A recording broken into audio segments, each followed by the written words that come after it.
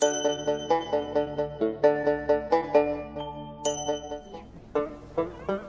বাবা, ঝিঙেরও এত দাম! খাবো কি বলতো? মন্দা দাদা, ঘোর মন্দা। তো দিনকাল পড়লো, তাতে তো বেঁচে থাকাই দায়। পাইকারি বাজারে যে দাম বেড়েছে, তাতে আমরা আর কি করবো বলতো? সারা সকাল এই রোদে বসে দু পয়সা লাভ না করতে পারলে সংসার চালাবো কি করে বলতো দাদা? সে তো বুঝি ভাই, কিন্তু আর যে পারছি না। সবকিছুর দামই তো আকাশ ছোঁয়া। এদিকে রোজগারও তো তেমন বাড়াতে পারছি না। আচ্ছা নাও, তুমি কি নেবে? দাম একটু না হয় কমই নেবো। এরপর আবার মাছের বাজারে যেতে হবে। মাছেরও যা দাম, ছুঁতে গেলে হাতে ছ্যাঁকা লাগে। তা ঠিক, ছেলেটা আমার আবার মাছ ছাড়া কিছু খেতে চায় না। বেচা শেষ করে প্রতিদিন একটু মাছ কিনে তারপর বাড়ি যাই। একটা পেঁপে আর আধা কিলো কুমড়ো দিয়ে দাও। দিচ্ছি দাদা। একটা লাউও দিয়ে দিই, খুব কচি আছে কিন্তু। গোটা লাউ দেবে? সে তো অনেক দাম। না না, অর্ধেক লাউ কেটে দিও। দেখি চিংড়ি মাছ পেলে নিয়ে যাব।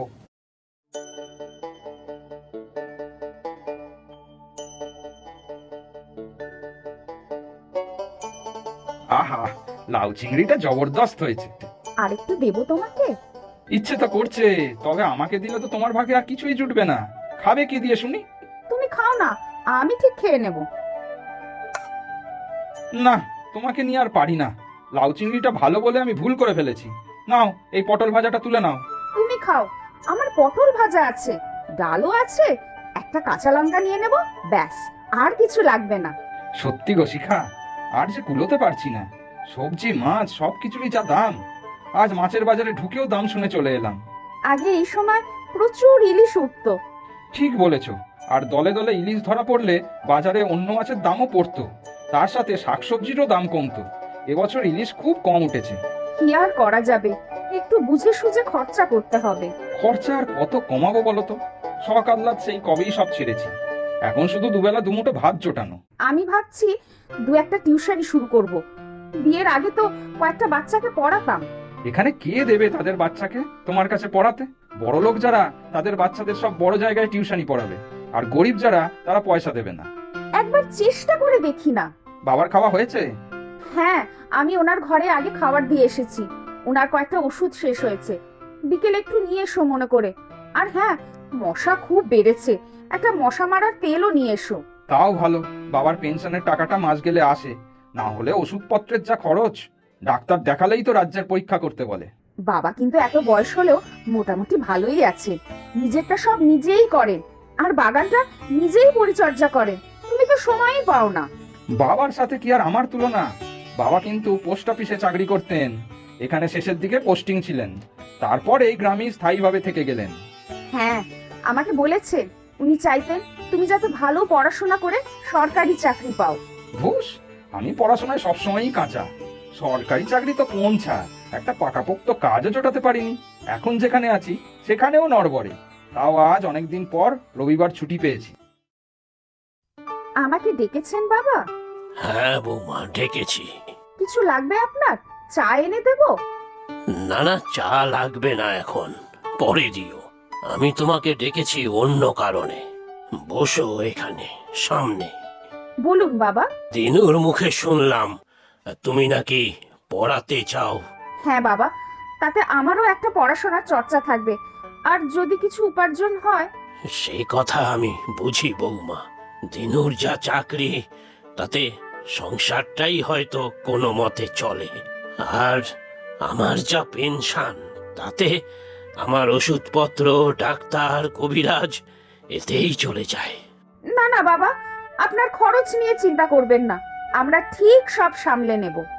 আচ্ছা ঠিক আছে, আমি জানি তোমাদের দায়িত্ব ও কর্তব্যে কখনো ত্রুটি হয় না। আর শোনো বৌমা, তোমার পড়াশোনার ব্যাপারে উৎসাহে আমি খুব খুশি। আমি দেখছি তোমার জন্য কিছু টিউশনের ব্যবস্থা করতে পারি কিনা। আচ্ছা বাবা, আমিও দু একজনকে বলে রাখবো, দেখি না কতটা কি হয়। কি গো দাদা, শরীর খারাপ হয়েছিল নাকি? শরীর খারাপ? কোথায় না তো। বুঝেছি, কোথাও গিয়েছিলে তাই তো? কাল তোমার বাবা জগবন্ধু বাবু এসেছিলেন, অনেক দিন পর এলেন কিন্তু। বাবা? বাবা এসেছিলেন বাজার করতে? আশ্চর্য! না না, বাজার করতে নয়, উনি তো বললেন ঘুরতে ঘুরতে চলে এসেছেন। সবার সাথে কত গল্প করলেন। বাবা তোমাদের সবাইকে চেনে, কিন্তু বাজার তো বহু বছর আসেন না। তা চিনবে না কেন? ওনাকে আমরা সবাই চিনি। এই আমাদের গ্রামের পোস্ট অফিসের পোস্টমাস্টার ছিলেন উনি। তখন পোস্ট অফিসের কত দাম। বুঝেছি, কি বললে, গল্প করতে এসেছিলেন? হ্যাঁ তো, সবার খোঁজ নিলেন, ছেলেমেয়েরা কি পড়াশোনা করছে তাও জানতে চাইলেন। তা দাদা, বৌদি মানে তোমার বউ নাকি খুব ভালো পড়ায়, আবার নাকি নতুন করে পড়ানো শুরু করেছে। না মানে হ্যাঁ, এই বাড়িতেই। সে তোমার বাবা বললেন, মাত্র কয়েকজনকেই পড়ান। ও দাদা, আমার ছেলেটার একটু হিল্লে করে দাও না দাদা, ফিসটা আমি ঠিক জোগাড় করে দেবো। ঠিক আছে, পাঠিয়ে দিও বাড়িতে। বাজারের অনেকেই বলছে তাদের বাচ্চাদের পড়ানোর কথা, তাদেরও বলবো তাহলে। তাই বলো, আমার বউ কিন্তু বিয়ের আগে অনেক বাচ্চাদের পড়াতো, তোমাদের বাচ্চাদেরও অযত্ন হবে না। ভালো করে বুঝিয়ে দিয়েছি, এবার পড়াটা মুখস্থ করো সবাই, তারপর আমি কিন্তু পড়া ধরবো। বৌমা, একবার আসবে? হ্যাঁ বাবা, আসছি, তোমরা পড়তে থাকো, আমি এক্ষুনি আসছি। বাহ, বেশ ভালোই তো ভিড় হচ্ছে তোমার ক্লাসে। ওই আর কি, আমার তো ভালোই লাগে এদের সাথে সময় কাটাতে। সত্যিই বৌমা, বাচ্চাদের সাথে সময় কাটাতে ভালোই লাগে। সব আপনার জন্যই হলো বাবা। আপনি বাজারে গিয়ে সবাইকে যদি আমার কাছে পড়তে আসার কথা না বলতেন, এটা হতো না। আমি তো আর বেশি কাউকে চিনি না। না না বৌমা, আমি কিছুই করিনি। আমারও পড়াশুনো বড় ভালো লাগতো, কিন্তু কম বয়সে সেই যে চাকরিতে ঢুকলাম, সব শিখেই উঠলো। কি যে বলেন বাবা, আপনি অঙ্কে কত ভালো, সংসারের সব হিসেব কেমন চটপট করে দেন। তা সেটা ওই পোস্ট অফিসে চাকরি করতে করতেই হয়ে গেছে। আমি আবার ওই একটা বিষয়ই অষ্টরম্ভা, এই বাচ্চাগুলোকেও অঙ্ক করাতে ভয় লাগে। এখন তো কত নতুন নতুন বিষয় দেখি, কম্পিউটার, মরাল সায়েন্স, এসএসটি। আমাদের সময় বাপু এসব ছিল না। বাবা, একটা কথা বলবো, আপনিও এদের পড়ান না। আমি কি যে বলো বৌমা, এত নতুন নতুন সাবজেক্ট আমি পারবো নাকি? ওসব আমার দ্বারা হবে না। আপনি এত ভালো অঙ্ক পারেন, ইংরাজিতেও কত দখল আপনার, এই দুটো সাবজেক্ট আপনি পড়ান, বাকি ইতিহাস, ভূগোল, বাংলা আর যা যা আছে আমি সামলে নেব। তা করাই যায়, সারাদিন তো একা একাই থাকি, দুবেলা ভালোই কাটবে। একটু চা করে আনি বাবা, আজ পাঁপড় ভাজা করব চায়ের সাথে, বাচ্চাগুলো এসেছে অনেকক্ষণ, ওদেরও পাঁপড় দেব। খুব ভালো মা, তাহলে এবার থেকে আমাদের বাবা বেটি টিউশন ক্লাস ভালোই চলবে। আজও পাড়ার বাবলা ওর ছেলের কথা বলছিল তোমার কাছে পড়ানোর জন্য। তাহলে বলে দিও আসতে। তা না হয় বলে দেবো, তবে খুব বেশি টাকা পয়সা মনে হয় না দিতে পারবে, কিছুই তো করে না বাবলা, ওই টুকটাক আর কি। দেখো, আমি জানি আমাদের সংসারে টাকার খুব দরকার, কিন্তু পড়াতে আমার ভালো লাগে, নিজেও একটা চর্চার মধ্যে থাকি। এখন তো বাবাও কতটা সাহায্য করেন আমাকে, টাকা যে পারবে দেবে, আর যে পারবে না দেবে না। সত্যি শিখা, সারাদিন সংসারের সব কাজ সামলে আবার বাচ্চাগুলোর পিছনে এতটা খাটো। না গো, আমার কোনো অসুবিধা হয় না।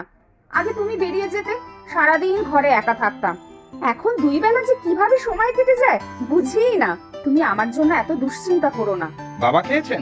হ্যাঁ, আমি যাই আমাদের খাবার বাড়ি, এসো তুমি। অঙ্কগুলো সব বুঝতে পেরেছিস তো রে? না বুঝতে পারলে জিজ্ঞাসা করবি। হ্যাঁ দাদু, সব বুঝতে পেরেছি। তুমি খুব সহজ করে অঙ্ক বোঝাও, কাকিমাও খুব ভালো পড়ায়। ভালো করে পড়ে জীবনে দাঁড়াবি, এই তো চাই। আজ আয়, কাল সময় মতো চলে আসবি।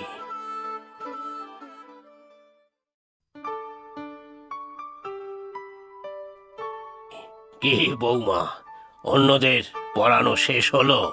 গুপিকে আমি অঙ্ক বুঝিয়ে দিয়েছি। হ্যাঁ বাবা, কিন্তু রাত হয়ে গেল, এখনো তো আপনার ছেলে ফিরলো না বাবা। অফিসে কোনো কাজে আটকে গেছে হয়তো, না হলে তো এত দেরি কখনো করে না। আমার খুব চিন্তা হচ্ছে বাবা, দিনকাল তো ভালো না। এত চিন্তা করো না বৌমা, আমাকে টর্চটা দাও, আমি বরং একটু এগিয়ে দেখে আসি। এই এত রাতে আপনি একা বেরোবেন? না না, একটা বিপদ আপদ হলে তখন। কাউকে কোথাও যেতে হবে না, এই তো আমি চলে এসেছি। এই তো তুমি, এত রাত হলো, কত চিন্তা করছিলাম আমরা। আজ অফিসে একটা মিটিং ছিল, তাই তো এত দেরি হলো। এই এত রাতে আপনি একা বেরোবেন? না না, একটা বিপদ আপদ হলে তখন। কাউকে কোথাও যেতে হবে না, এই তো আমি চলে এসেছি। আজ অফিসে একটা মিটিং ছিল, তাই তো এত দেরি হলো। আর মিষ্টি এনেছিস কেন রে? বলছি বলছি সব বলছি, আগে হাত মুখ ধুয়ে আসি তারপরে। এই নাও শিখা, হাঁড়িটা ধরো দেখি। বাবা, আমার নড়বড়ে চাকরিটা একটা পাকাপোক্ত ব্যবস্থা হয়েছে। মানে? আমি পার্মানেন্ট হয়েছি, আর আমার একটা প্রমোশনও হয়েছে। আমার কাজে খুশি হয়ে কর্তৃপক্ষ এই সিদ্ধান্ত নিয়েছেন। সেই নিয়েই আজ মিটিং ছিল, তাই তো একটু দেরি হলো। এ তো খুব ভালো খবর রে। আমি জানতাম তোমার পরিশ্রমের ফল তুমি পাবেই একদিন। এবার শিখা, তোমার আর বাচ্চাদের পড়ানোর দরকার নেই। সে কি? কেন? দেখো, এতদিন আমাদের সংসারে টাকার দরকার ছিল, কিন্তু আজ তো আর নেই। তুমি আর বাবা বেকার খাটবে কেন? আমার যে বাচ্চাগুলোর সাথে থাকতে ভালো লাগে রে। বাচ্চাগুলো কত আনন্দ করে পড়াশুনো শিখছে। ওরা স্কুলের রেজাল্টও কত ভালো করেছে এবার। হ্যাঁ, আমারও তাই। কিন্তু ওদের থেকে টাকাও তো পাও না ঠিক মতো। আমি কি বলি শোনো না, এখন তো আমাদের ভগবানের কৃপায় অর্থ কষ্ট নেই, তাই আমি এবার থেকে বাচ্চাদের বিনা পয়সায় পড়াতে চাই। যারা টাকা দিতে পারবে অল্প কিছু দেবে, যারা দিতে পারবে না দেবে না। খুব ভালো সিদ্ধান্ত বৌমা। আমি বলি কি, তুই আর আপত্তি করিস না খোকা। ঠিক আছে, তোমরা দুজন ভালো থাকলেই হলো। তবে এটা ঠিক, বাচ্চারা তোমাদের দুজনকে ভালোবাসে খুব। হ্যাঁ, ঠিক বলেছো। কাল ওরা এলে ওদেরও পেট ভরে মিষ্টি খাওয়াবো। কি আপনারাও খুশি তো আমাদের সাফল্যে? কমেন্ট করে জানাবেন কিন্তু।